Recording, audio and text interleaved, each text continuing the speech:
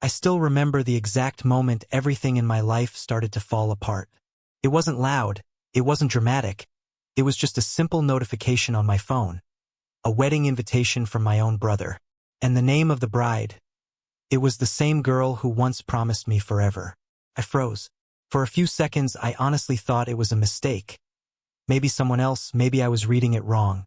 But when I opened it again, there it was. Ethan Carter and Olivia Hayes. Olivia, my ex. The girl who once sat on my kitchen floor at 2 a.m. crying in my arms saying she couldn't imagine life without me. And now she was getting married to my brother. It didn't happen suddenly, at least that's what I used to tell myself. Things started small, almost invisible. We had been together for almost 2 years. We met in college in Chicago. She wasn't loud. She didn't try to get attention. But somehow she always got it anyway. And my brother Ethan, he was the opposite of me. Easygoing, popular, carefree. Everyone liked him instantly. I never thought he would become the reason I lost everything. The first time something felt off was at a family dinner. Olivia came with me. Everything looked normal. She laughed, helped in the kitchen, sat beside me. But I saw it. A look between her and Ethan. It lasted only a second, but it felt too familiar. I ignored it. I wish I hadn't. A few weeks later things changed. She became distant, late replies, excuses, work meetings. And Ethan started asking too many questions. Where are you going? Who are you meeting? You and Olivia okay? At the time I thought it was concern. I was wrong. The breakup didn't feel real. We were sitting in her car, rain falling outside, the kind of night she used to hold my hand tighter. But that night she didn't touch me.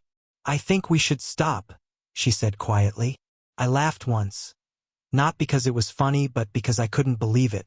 Stop what? I asked. We're fine. But she didn't look at me. I just don't feel the same anymore.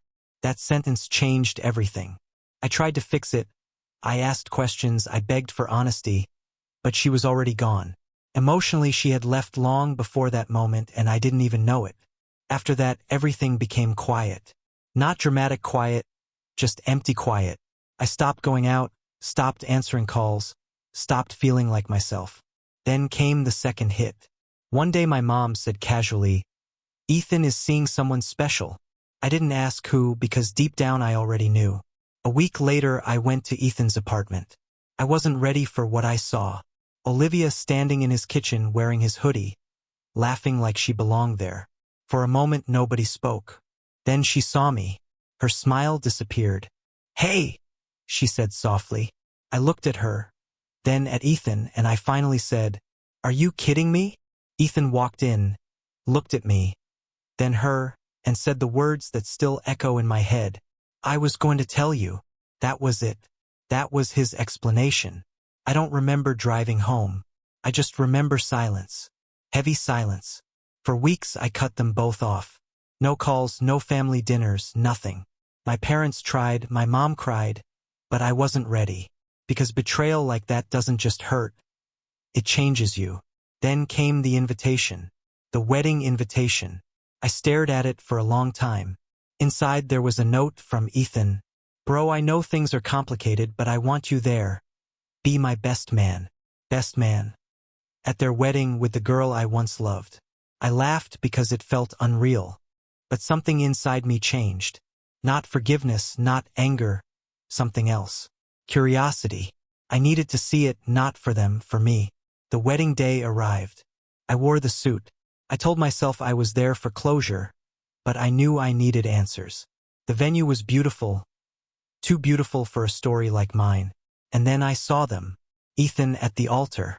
Olivia in a white dress, smiling like nothing ever happened. Ethan saw me and smiled. He hugged me. I'm glad you came, he said. I didn't hug him back right away, because I was still looking at her. And she avoided my eyes. That was enough. The ceremony started.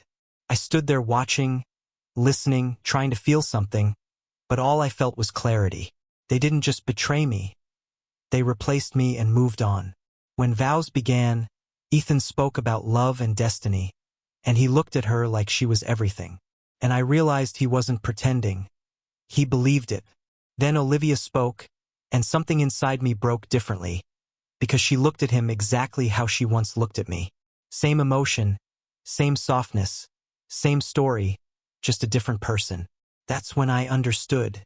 I wasn't special in her story. I was replaceable. After the ceremony, everyone clapped.